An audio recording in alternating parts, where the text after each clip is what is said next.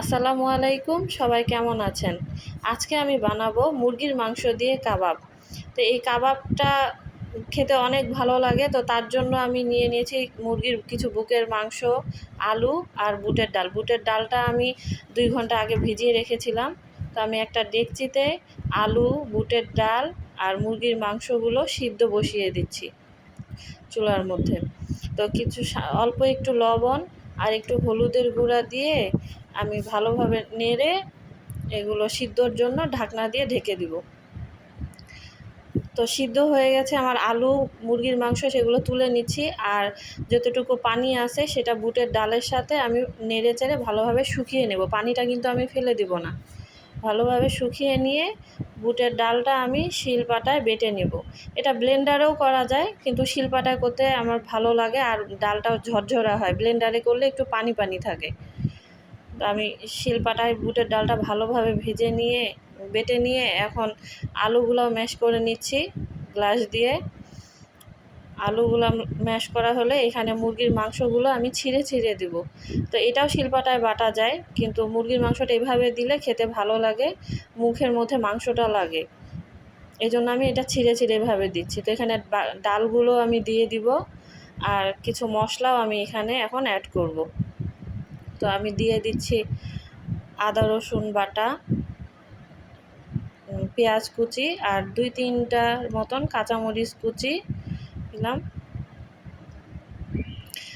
দিয়ে দিলাম জিরার গুঁড়া, গরম মশলার গুঁড়া, সামান্য একটু হলুদের গুঁড়া, মরিচের গুঁড়া, একটা ডিম আর একটু লবণ, মানে স্বাদ মতন লবণ দিয়ে, আর 2 টেবিল চামচের মতন কর্নফ্লাওয়ার। এখানে কর্নফ্লাওয়ার না থাকলে চালের গুঁড়া দিয়েও করা যায়। তো আমি কর্নফ্লাওয়ার দিয়ে দিছি। এখন এগুলো সুন্দর করে মাখিয়ে নেব। তো মাখিয়ে নিয়ে এতগুলো কাবাব তো আর আমি একদিনে খাবো না, তার জন্য আমি কিছু কাবাব ফ্রিজ আপ করব।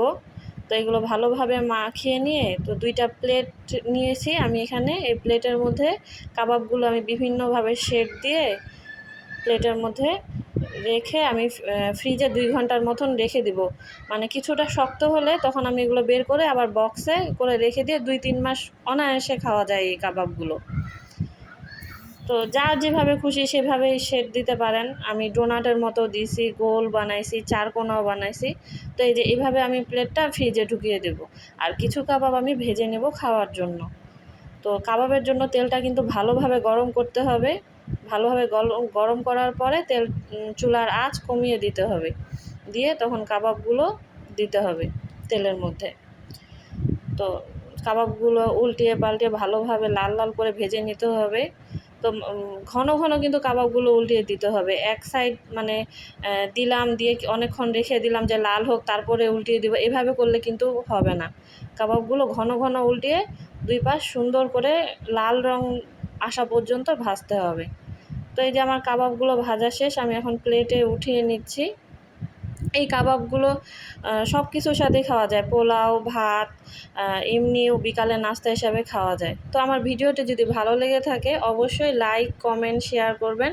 সাবস্ক্রাইব করে পাশে থাকা বেল আইকনটি বাজিয়ে দিবেন। আল্লাহ হাফেজ।